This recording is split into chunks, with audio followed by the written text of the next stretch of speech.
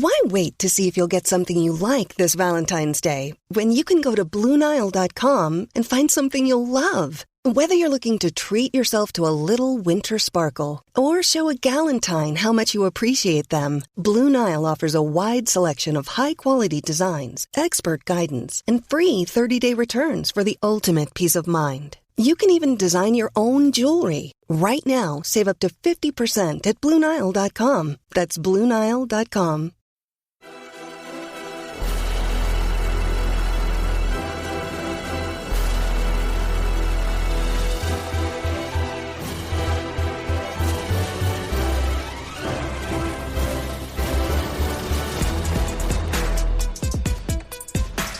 American soccer fans, welcome to episode 59 of the Stars and Stripes FC podcast. Donald Wine here, manager of Stars and Stripes FC, your source for all things U.S. national teams, the players that comprise them, and everything else surrounding the game of soccer in this country we call the United States of America. We are about to embark on a journey, ladies and gentlemen, and that journey is the one that we've all been waiting for. It's World Cup qualifying. It begins this week for the United States men's national team. We are going to dissect the roster, and we will break down the window that is coming up for this national team.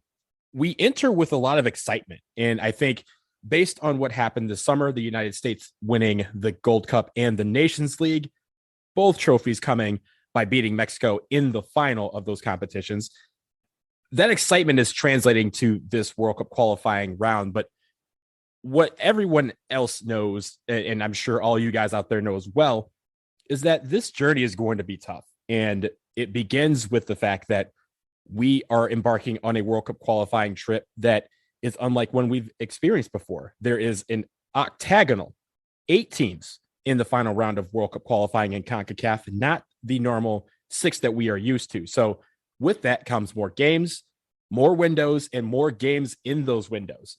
This window that we are embarking on, starting on September 2nd, we will have 3 games in this window instead of the customary 2, which means that Greg Berhalter had to make some decisions in bringing in an expanded roster to get through all 3 of these games. So let's go with this roster. Let's start it right now.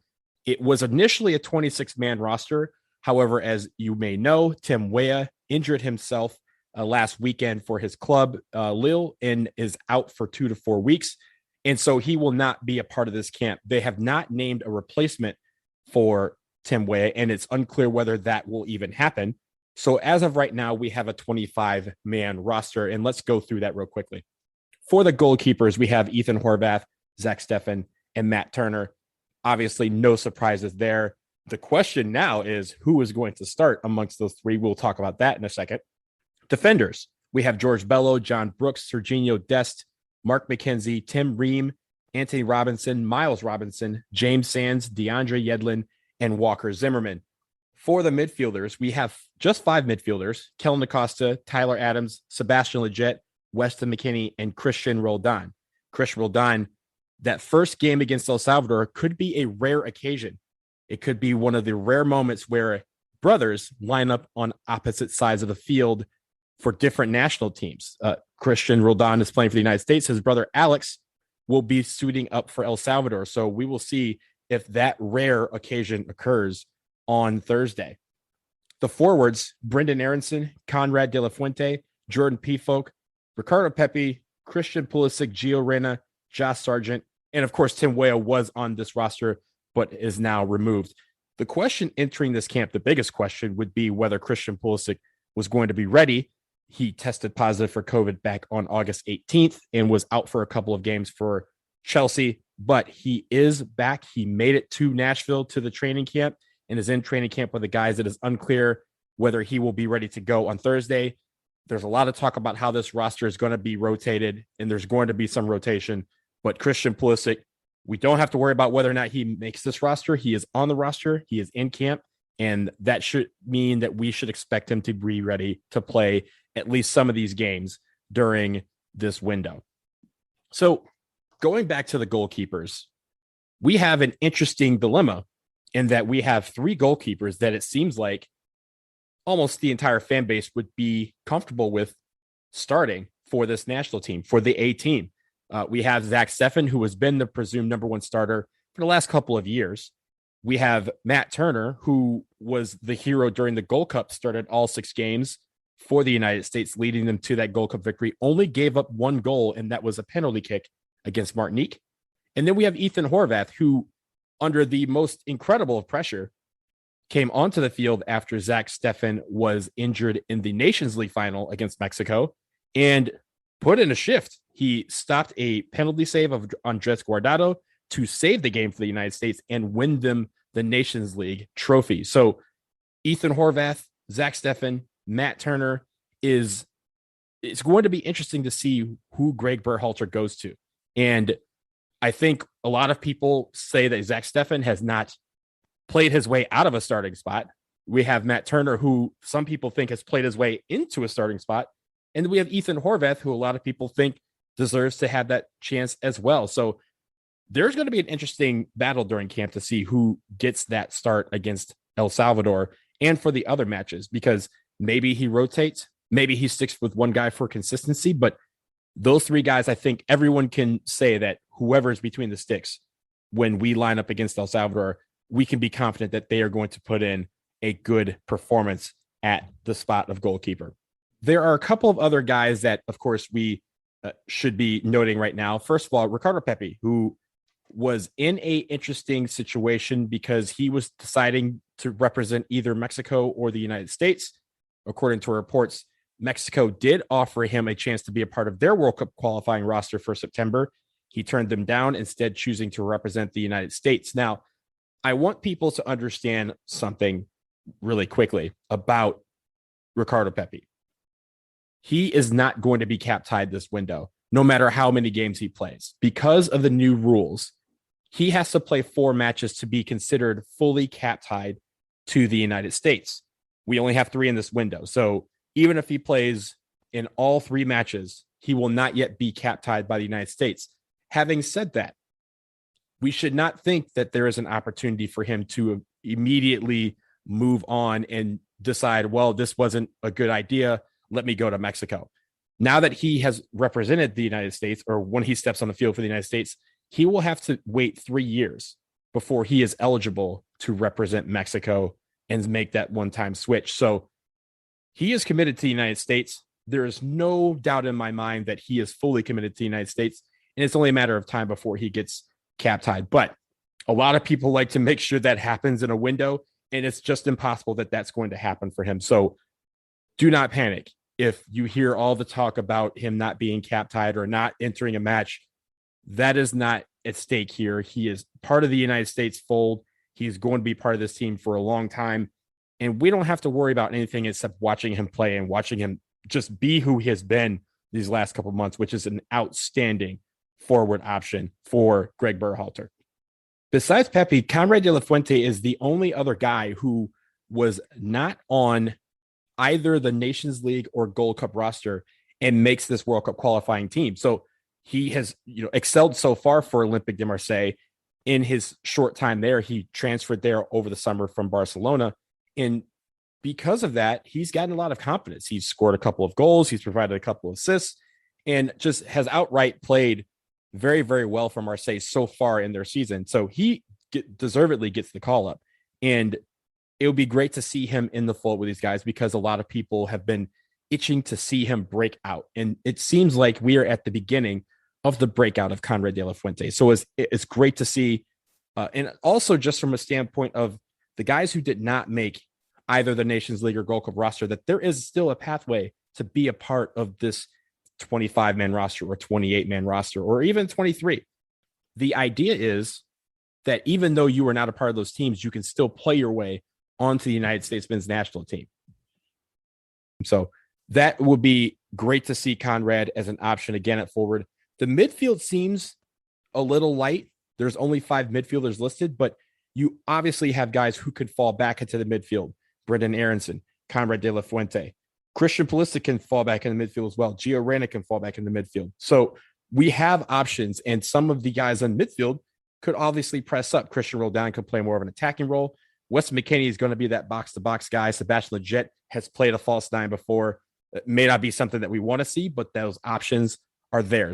So with these 25 guys that we have, and maybe there will be a 26th added since Tim Weah cannot make it, we are going to see a lot of rotation. But after the break, we are going to discuss quickly these 3 matches that are coming up. What can we expect to see? Let's preview them, and let's get ready for World Cup qualifying. But first, let's pause for a quick break.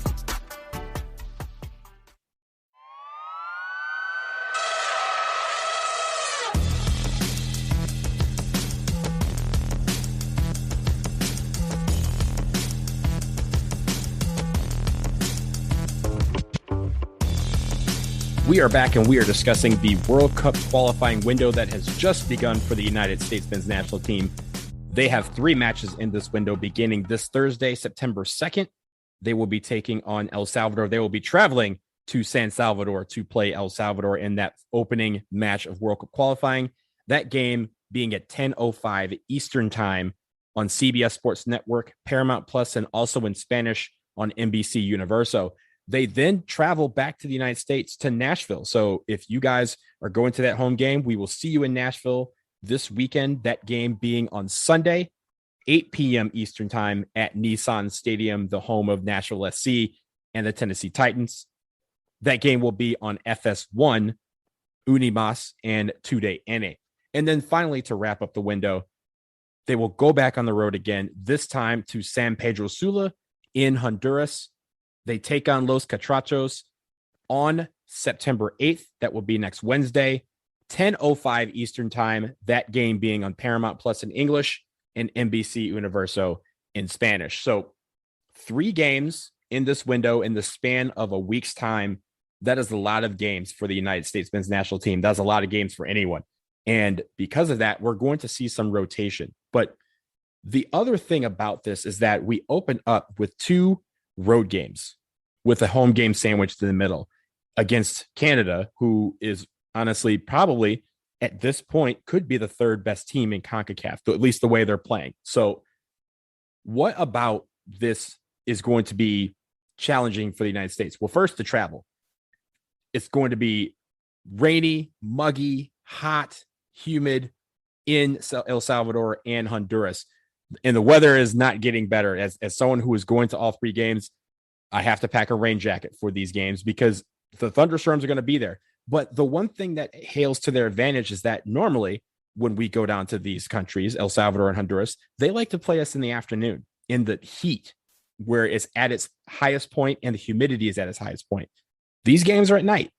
So that could be an advantage for the United States in the fact that they don't have to suffer through the heat and humidity at the peak of the day while their opponent, who is training in that atmosphere, is ready for it. The other thing, unfortunately, that could affect this is COVID. Both teams, El Salvador and Honduras, are requiring vaccination to get into their stadiums, and they have reduced capacities for those games. So that means the atmosphere is not going to be what it normally is. That could play to the advantage of the United States. But the United States, for this window, there's 9 points at stake here. And it's always good to get off on the right foot, but we can't panic if we drop points. We can't panic if one ends in a draw because going on the road is very difficult. The U.S. has not won many road games in World Cup qualifying recently, and that has been their detriment, especially in the 2018 cycle when they did not make the World Cup.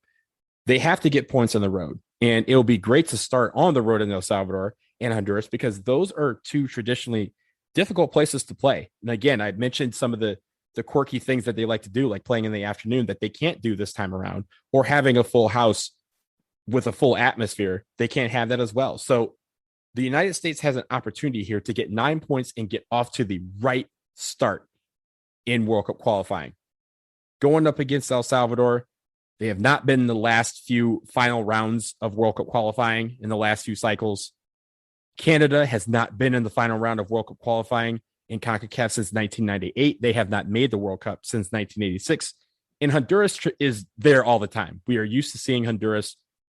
This should not be a surprise for any American fan who has followed the United States men's national team. Honduras is traditionally a difficult team to play both here and abroad. We may beat them, but the difficulty still lies there. So this window presents a new challenge for some of these young guys who have not experienced this before. But again, I go back to the excitement of them performing well and winning the Nations League and the Gold Cup, because we saw them adapt to how CONCACAF can be. The back and forth, the chippiness, the shithousery, if you want to call it.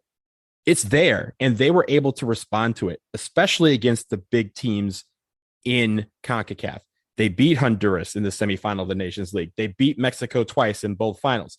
They beat Canada in the group stage of the Gold Cup. So they are seeing some of these teams. They are beating some of these teams. And when these teams result to some of the tactics that we're used to seeing in CONCACAF to try and drag the game down and take the United States out of their rhythm, the U.S. has responded and played through it. They have dominated in spite of it. So that's where the excitement lies for me. When I'm going to these games, I'm going to see a team that I know can respond to the intensity. They can respond to the pressure. And because of that, we can feel confident that they can get maximum points out of this. It's not where we're going on this road trip and we're thinking, oh, well, they'll probably lose these couple road games and probably beat Canada and we'll be fine. We can go into El Salvador on Thursday and expect to win. We can go to Nashville on Sunday and expect to beat Canada. We can go to Honduras next Wednesday and expect to beat Honduras. Those expectations are now there, and it's going to be very, very exciting for all of us to watch these guys perform and watch them show and prove. They're here to prove something too, that the 2018 cycle was just an aberration, that the United States are back. They're 10th in the world. They're the best team in CONCACAF, and they're ready to show it. And I think these guys are ready to show it, and I just can't wait to see them actually do it. So that will conclude episode 59 of the Stars and Stripes FC podcast. I, of course, am going on the road for these 3 matches. So if you are in El Salvador, Nashville, or Honduras, come find me, especially at the pregame parties. I will be partying with the American Outlaws as always. So find me at one of those tailgates or night befores. But thanks so much for listening. As always, make sure you subscribe to this podcast. Rates and reviews are awesome and really help. So 5 stars if you like what you're hearing. For any topic suggestions or questions, ssfcpodcast@gmail.com. You know the email address. Go ahead and hit me up, and we'll talk to you next time. Take care.